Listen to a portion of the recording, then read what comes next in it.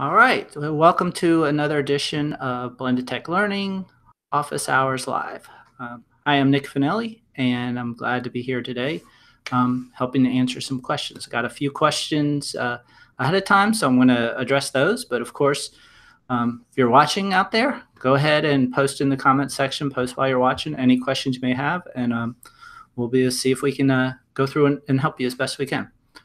All right, so first thing I'm going to do is give a shout out to my different locations where you can find stuff. So, of course, if you just go to blendedtechlearning.com, there's a video library. So this broadcast and previous broadcasts are on there in the video library.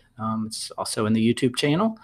And then also I'm on Twitter at Nick Finelli. And if you join Facebook, when I do Facebook Lives on Mondays, but also you can see the same posts and things like that on the Facebook page for Blended Tech Learning. And that is all under blendedtechlearning.com, and you'll see links there at the bottom of the page to get there. So I can show you there. So this is the website. You'll see the video library, see other things that I do, online courses that I have. Talk about those later. As you can see, as you scroll through at the very bottom, you have the different links to the social media and quickly can go and see the latest stuff. But of course, just follow me or like me and be on there, and you'll get this stuff up to date on what's going on if you miss a session. So tonight we have a few things that we're going to do. So let me switch back here. So tonight we're going to look a little bit at Sways, which is a Microsoft product, and some neat things you can do. I have an example from a math class that uses them, and then also we're going to look at a keynote and being able to make your keynotes into like a links only, because that's what it's called. It's called a links only keynote. So that way it's kind of self-running itself. It's good for students to be able to share stuff and or even you sharing as a teacher to students, and they can actually pick their own path in a way. Then we're also going to look at Google Cast for Education and talk about that, and also profiles in your Windows or Mac using Chrome and the different profiles you can do. Okay, so let's go there first and see what we can do. So the first one we'll talk about is Sway. So this came from Paul in Florida, and let me switch it over here to our screen so you can see, and I'll go over to our Sway. So this is Sway. It's like I said, it's Microsoft. So Paul from Florida just asked, what are some different ways I can embed and do different things with Sways, especially in math? And so I just thought I'd bring up this good example of what I found here. So this is on quadratic functions. And so Sway is just sway.com. You don't have to have an Office 365 account. You could be a Google School or use Apple products. You just use the browser. It does make it easier inside of Office 365 to access your Sways and things like that, just because it's an icon and those sort of things. So you can see I'm in my Office 365 and I have those availabilities. But you can just go to sway.com, very easy, and it's pretty neat. If you've never seen a Sway, I would say go check it out. But the example I'm going to show today is specifics with embedding and using that. But it's nice. It's got templates. It's kind of a mixture of PowerPoint or like a presentation tool, but then it's also a reporting tool. It could also be an ebook. I mean, it's very versatile, and you can still edit with other people online at the same time, and do lots of neat things with it. So I'm going to go into this Sway, and it's also responsive. So if you're using mobile devices, then the Sway will kind of configure to it. So this is the Sway, and I went straight into the editing part, but I'm actually going to take you to the play button first so you can see what it looks like. And so this one is kind of set up like a web page. So you see I'll scroll, and Actually, now it's not moving. There we go. So you can see I'm scrolling. This is an animated GIF file. So you can see it's actually moving. So you can embed those. So this is kind of like just a lesson, like talking about just different parts of the quadratic formula there. And giving another example. So it's showing the different ways. So that's nice, being able to use an animated GIF to show all those, to give that idea. Much easier done this way than drawing it on the board. And so the example is also there. So I'll keep going down. So now you can also see that even if you have notes that you took, whether it's on a whiteboard or on a piece of paper, you could do a snapshot of those notes, put them in there. When I click on it, that's an actual image, so it got bigger. Okay, so any example, and this is also probably just a screenshot or some sort of snapshot of something. And so as you continue, you can see there's different parts of text. Some were the animated GIFs, and some are just writing, showing problems, showing how it works. Now, what I like about it is now they have in here, they have an interactive activity. And so this comes directly from Geogebra. And so this activity, I can show the graph. I can zoom in and out here, move it around. There's a play button down here. So it's actually showing what's going on in there. So Geogebra has a lot of neat manipulatives, and I say manipulatives, but really it's what people have created so that you can have some fun and play with math and do some different things as far as sliders. This one is set up so it's like flashcards. So when I click on it, it shows the graph and then it shows the formula. So that's kind of a neat way to study. And this is just showing what the sway picture might show. Again, some more. Here's the intercept form. Again, much of the same thing you might be doing teaching, but now it's kind of in one place. And so, as a student, they could go back and learn from it. I'm going to continue down, and should be another. Here's another particular graph. Okay, so you can see the different points as I click on them. You can show the graph or unshow it. And then share this link. So this is actually using the desmos.com calculator, so you can copy it. So this is all part of the sway, which is pretty neat to be able to put interactive stuff, but then also informational things too. And so let's go back and go to the edit. So I'm going to click on the pencil on the top right. And the way sways are done is with cards. And so each one of these, whether it was a picture you saw or text, they're on separate cards. And so if it's an image card, then you can put an image in there and decide its sizing and some of its attributes. You can have it focus on a certain area or something like that. Text cards, again, same type of thing. When I click on a text card, it's going to give me whether I emphasize, accent, bullets. Notice there's not font color, fonts, sizes. There's not different fonts listed there. It's made to make it simple for you. So just wanted to show you this math example. If I go down even further, you can see again, text card, image card, and so forth. Not teaching you necessarily how to do a sway.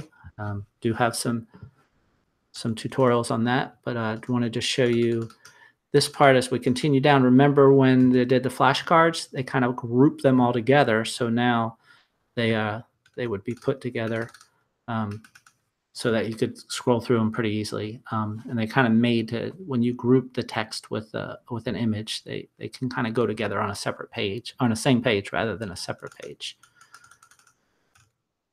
There's an activity, and notice there's an embed card. So if I go in right here, oops, I went too far down, excuse me.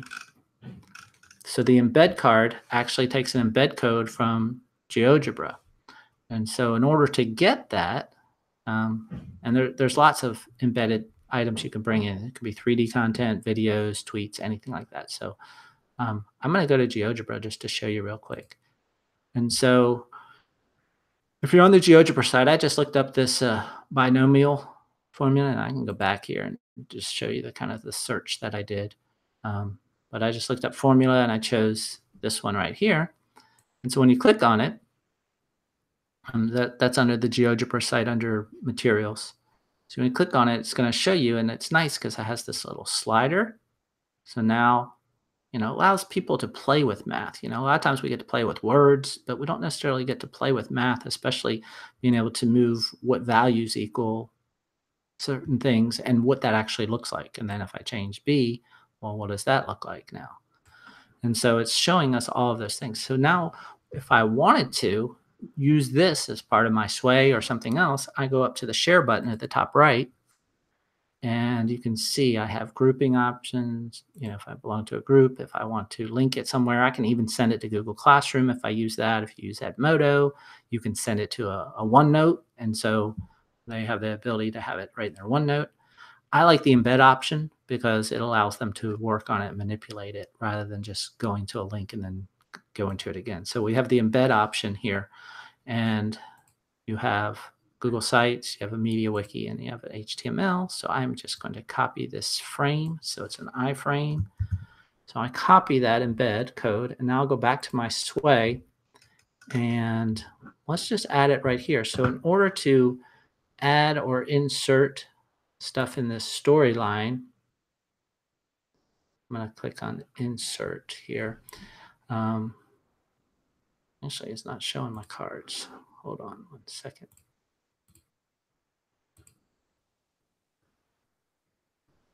Oh, I may have clicked on the wrong one. I may have clicked on one that I did not have the editing ability to. So you simply go to your cards, and let's just go back to the sway just to make sure I got it right. I'm just going to open up a new one just to show you where the cards are.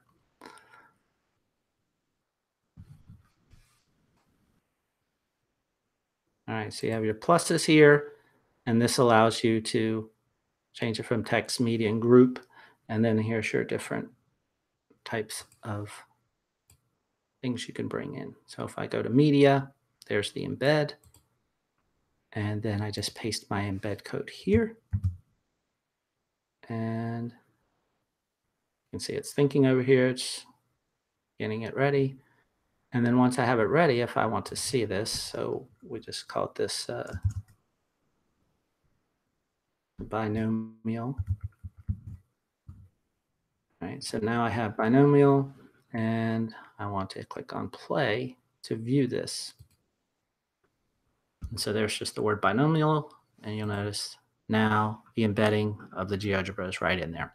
So the one way you saw it as a website, it doesn't have to look like a website. It can be more, scene by scene, slide by slide, if you want to. And the user actually has the control over those things. And there's the table of contents. So if I wanted to change it myself as far as the way it looks, there's the layout changes here. So there's the slide.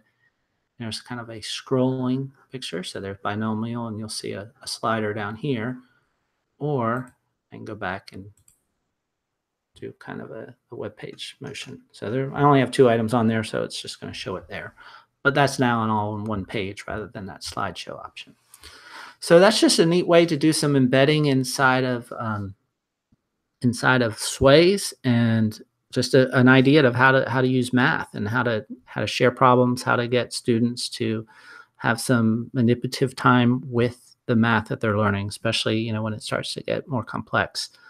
So that's an example. So I appreciate you asking that question, Paul, and hopefully this will help you do some things more with math and using sways, and seeing how you can bring some other things in. So the embed code works for GeoGebra. It'll work for a form. So even if you have some sort of problems or things and you want them to solve a problem, you can put a form in there, whether it's a Google form or a Microsoft form, and embed that in there and allow them to take a quiz or get some sort of assessment from it.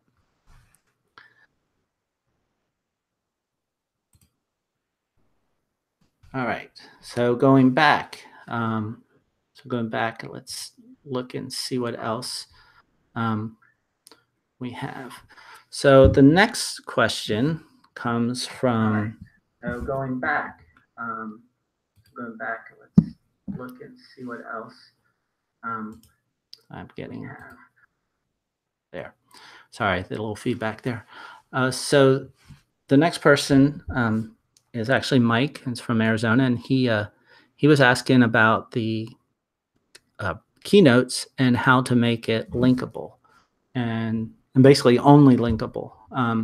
So the idea behind that would be to have a keynote that either you're running or maybe it's even put on as a center. Maybe you're using a whiteboard or some sort of projector or some sort of main space where someone can have access to the keynote and they can go and discover for themselves. So you kind of set up all the slides, and a lot of times I would do this if it were different things that I wanted them to learn about, but they didn't necessarily have to follow a linear path. So let's say we're learning about biomes or plants, particular plants or planets.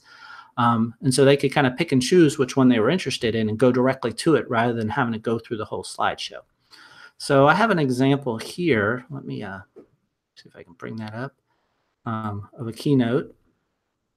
And I'll show you what that looks like. There. All right, so I have this keynote. It's about the 5 themes of geography, and it's about Kyoto, Japan. So you can see here, just a normal keynote, but at the bottom, I have several images, and you can use anything. I use shape here, I use the actual images here, and they all have little arrows next to them. So if I were to click on any one of them or right click, I can see where it says edit link, and this allows me, of course, to do a quick hyperlink to another slide. If I wanted, of course, to send it somewhere else like a web page or an email, I could easily do that. But to have it go to a slide, that way it's going to kind of be revolving.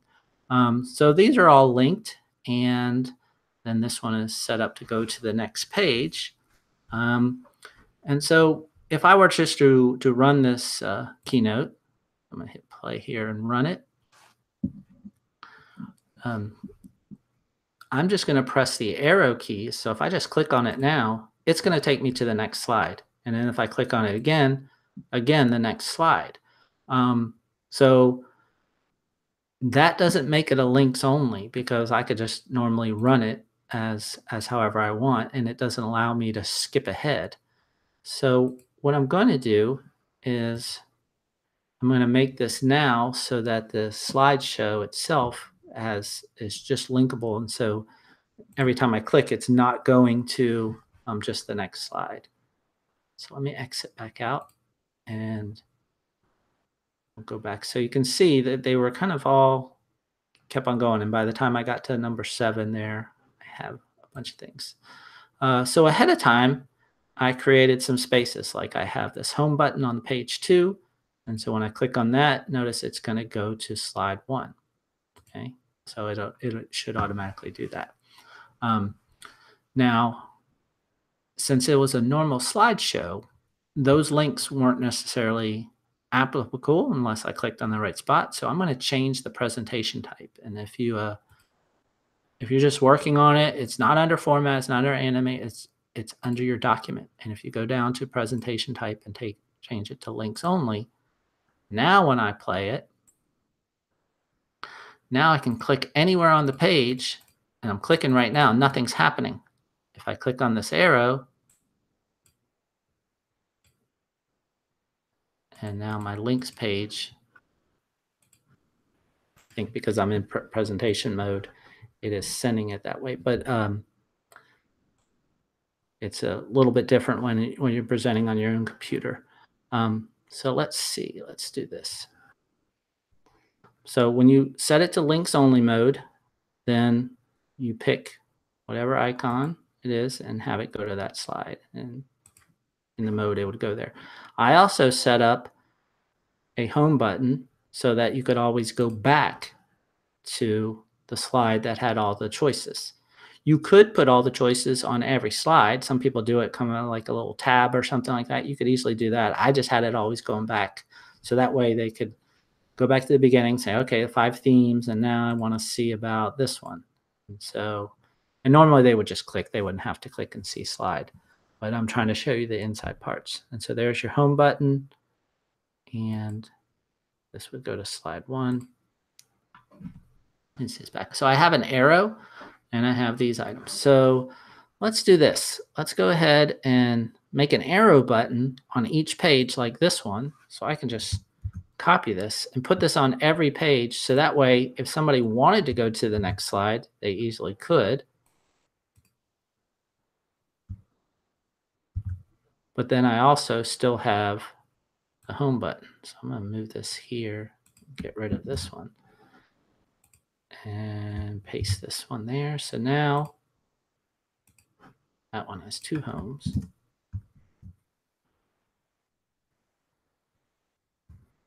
So now every slide, you would be able to go to the next slide. This last slide, I didn't notice any pictures or anything like this. So how do you go to this slide if you're in links only? So I'm back here. If I'm links only, if I go to the next slide, the only way to get there is if I actually went to this region slide and clicked on this item, because then it would go to the next slide. But if I want to go straight to the questions, I might use something to indicate the question. So I'm going to copy this picture. And so I'm going to click on Command C, of course, and copy, and go to my first page, and I'm going to paste it. Oh, wow, the student did this image, and it's got this white background here. That's sometimes you may need it or want it, but I kind of think it's a way that it's kind of gets in the way. I guess it's not too bad here, but if you wanted to take an image that had white like that in the background and get rid of it, I'm going to make it bigger so you can see it, is you would go to your formatting tool and go click on image, and you can actually do instant alpha, which is basically if you touch and click on the area, notice as I'm moving down, it got rid of all of the background. So now it's just this plain green image. That's what I love about working with Macs and Apple products, is that part is a gem to be able to do that instant alpha. All right, so now I added that in there, and now I need to right click and add the link, and I want to send it to a slide, and I'm going to choose from my slide list the last slide, which is number 9. And I can test it by saying go to slide, and there I am. And then this one I can test to make sure it's going back home. And so there I go. If I go back to document and have it on links only and do a little play, the reason, just so you knew why it wasn't working right away, is because I have 2 screens going on. And so what's happening is it's projecting onto the second screen, kind of have an extended screen. And so that's why it was showing that. But yeah, these things all work. So thank you, Mike from Arizona. Hope this helps you do this. Hope your students can think of some neat things to do. I would probably use it in, in any moment that I'm having students either present, or maybe it's a museum type thing where lots of kids have presentations and everybody needs to be able to go through them. And so they could have their computers out or however they're connected to a projector, and then people could go through them on their own. So they could go to spots that they were interested in and find out information. So it kind of makes it almost like a website in a way, because it's like a quick hyperlink to the part that you want to see. All right, so let me close out of that part. And now I'm going to talk about the Google Cast for Education. And if you don't see this icon, actually, let's do Google Cast in a minute. Let me go to the profiles, because I think it might work better after you see the profiles, because I have a different profile that has some other things set up. So profiles are in Mac and on Windows. Basically, if you have Chrome that's not on a Chromebook, because of course when you sign into a Chromebook, that's all your stuff is right there.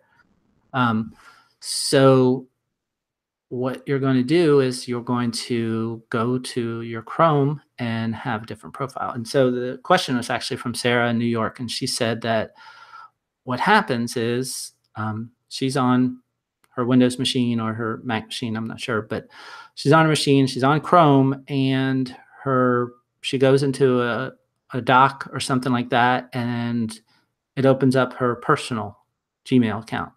and then she goes into Drive, and then it's pulling up her school one. And so she's all in the same browser, just different tabs, and it's opening up different items. So what a lot of times people do is they have, click on a new tab. They think that you can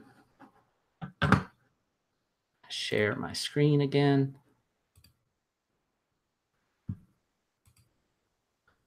So that they think that you can go ahead and just sign into a bunch of accounts here. So you can see like, oh, I have all these set up. That's where you can get into some confusion. I like it better just having one. Having all these other accounts, not necessarily the best way, because what also happens is when you have a profile, so you can see my name right up here, you have a profile, all your extensions come on over and they follow you with that profile. All your bookmarks would follow you too. And I'll take the bookmarks off so they're not as distracting. And actually, I didn't take them off. There.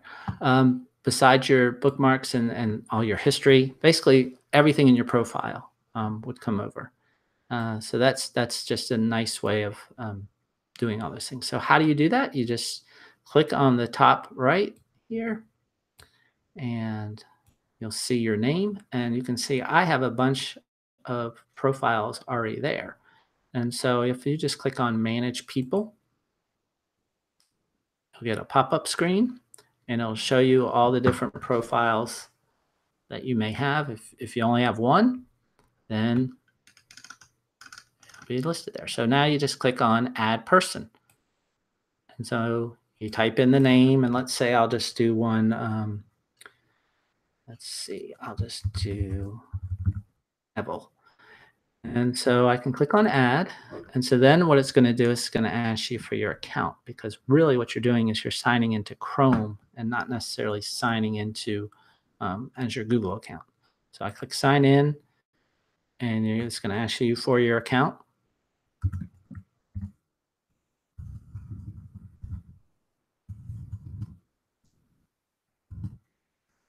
And your password.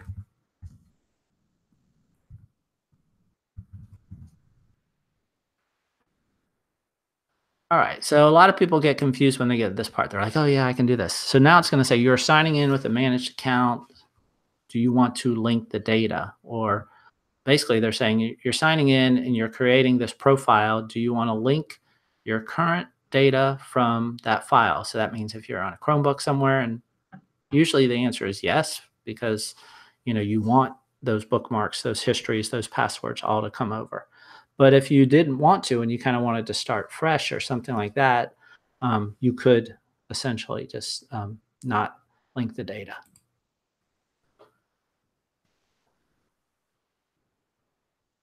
And that's it. So now I click got it. And so now it brings over all my bookmarks. There's my name. There's my extensions that I already have. And so this user has all the things that they need. And if you ever get one of these little items up there, you can click on it and enable it if you needed to.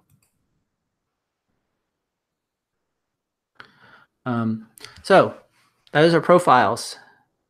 What's nice about this, again, it's only that account. So I can switch off and I can go to, for instance, Harry's account. And so now I have 3 different windows open using 3 different accounts. So let me kind of push them all together here. So I got these 2, and then of course you had the one in the background doing the whole screen. And so I can look at multiple accounts at the same time. It is going to take a while to load up any extensions and things like that you have the first time, but after that, they're there. It's just taken a while to get all those in. So now here's kind of my next thing I want to show you is I have a Chromebook next to me. And so I'm going to actually do some casting. And so every Chrome browser has this ability So if you click on the three dots, you'll see the cast button. Same thing if I go to this one.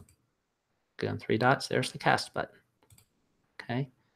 Um, Here's the hairy one. So any one of them has that. Now, what I'm going to do is, and the whole idea behind casting is to have someone share their screen, because they could be on a different computer. No need for them to come up to the main computer or something that's hooked up to a projector to be able to share what's on their screen.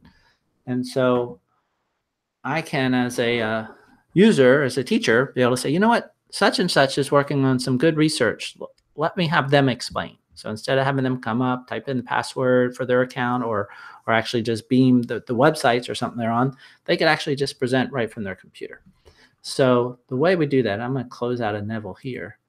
And so Neville's actually on the Chromebook right now.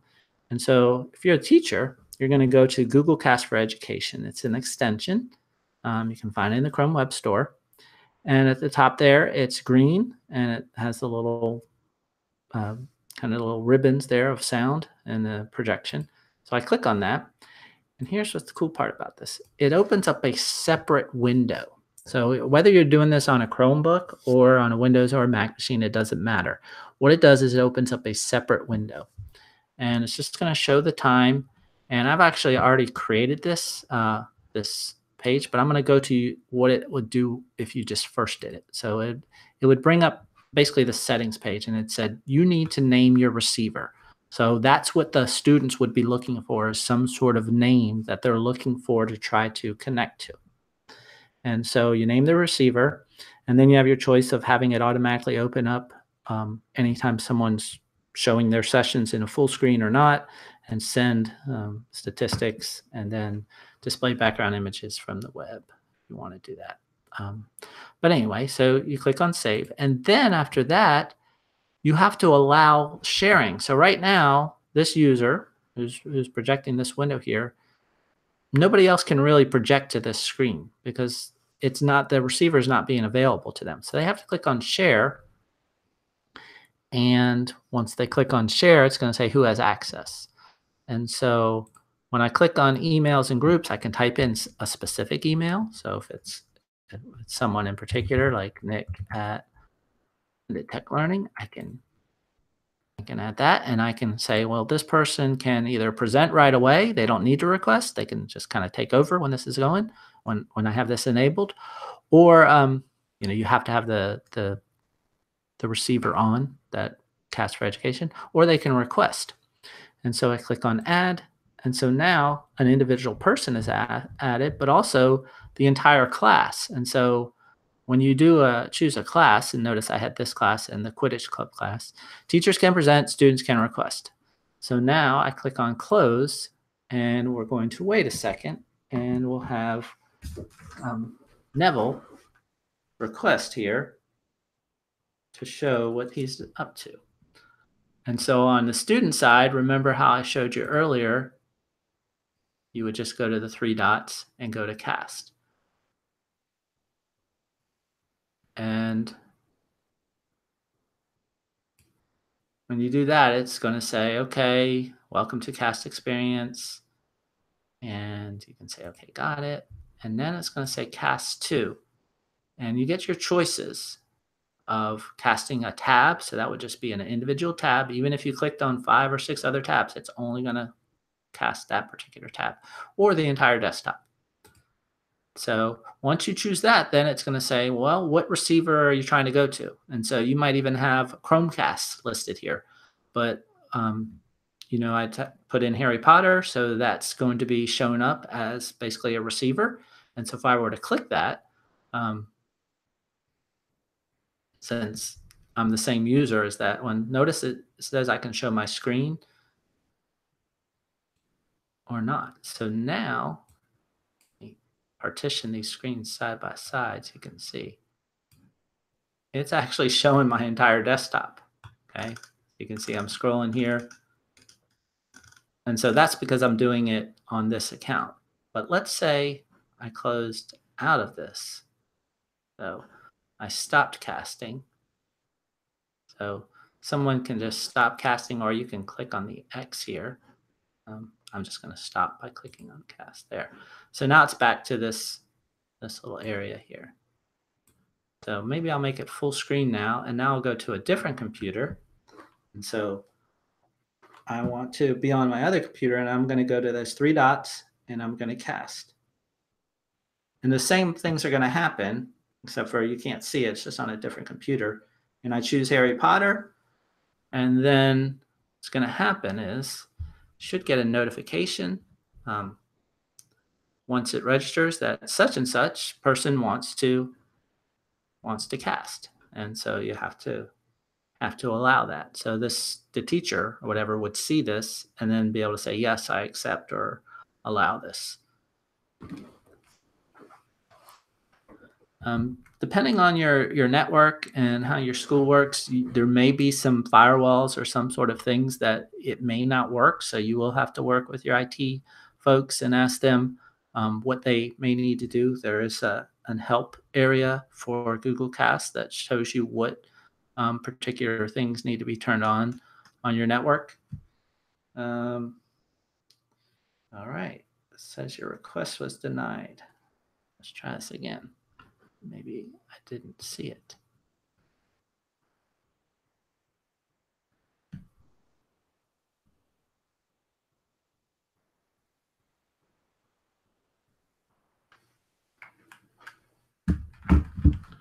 It also would be affected if you were on a different subnet. So if your internet is the same, but for some reason you have a different subnet inside, it wouldn't talk. It does need to be on the same Wi-Fi network, just so you know that.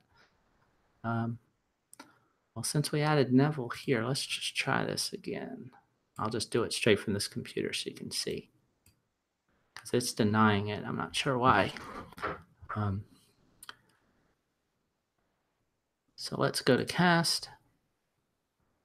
And it's going to ask me again, Harry Potter.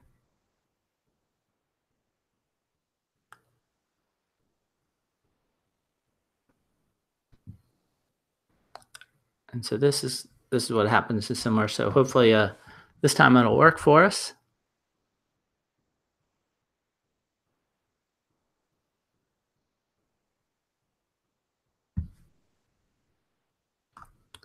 A lot of times when you're doing this, of course, in front of people or something like that, you test it and it works, and then there you go. So I may have to double check. I turned off some notifications earlier, and I think that's maybe what's happening is not getting notified that it's happening because of that account. But we were able to see the same thing when we did Harry's. So I'll do the same thing again just to show you.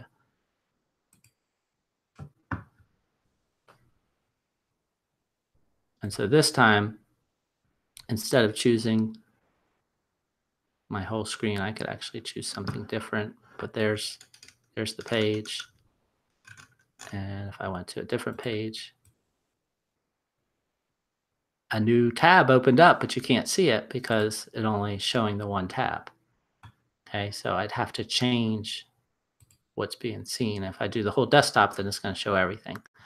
I just wanted you to be able to see that that's what it's doing. And so it's allowing someone to control and show that. So if you put this larger on your screen and then your students are at their seats, then easily they could just show what's on their page, what's on their desktop, and be able to talk about and share. And so that's the idea. So that actually came again from Miss Wright in South Carolina. She was just wanting to know how to do that. And hopefully that makes it a little clearer. And, so let's see this. Let me close out of this and stop. All right, so we're back. And I'm going to just double check to make sure there's no more questions that we have for tonight.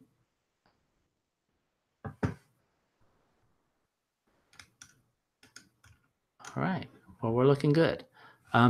So thank you all for another good night of EdTech Office Hours with Nick here. Want again to remind you that I am available to help you out, and I'm on Twitter, and I am also on Facebook and YouTube. This video itself will be on YouTube momentarily, along with Facebook and a link onto Twitter to be able to get to it. If you need to contact me at all, use those or go to Blended Tech Learning. Shows much of what I do. I travel around helping educators all throughout the country. And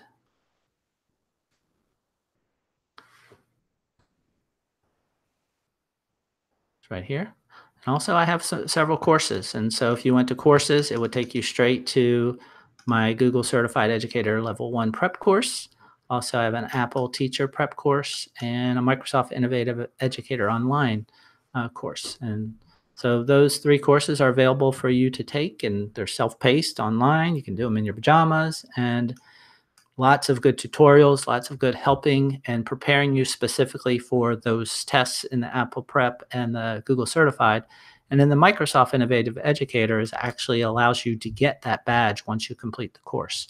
And so they're all asynchronous. You can turn in, ask me questions throughout. So encourage you to go there if you're interested in any of these types of things. All right. Well, that's it. Just want to say good night, and thank you again for stopping by, and look forward to seeing you on Facebook Live next Monday. It's a 7:07 Eastern Time. And then also we'll be back again next week on this YouTube Live event, and look forward to that too. Thank you.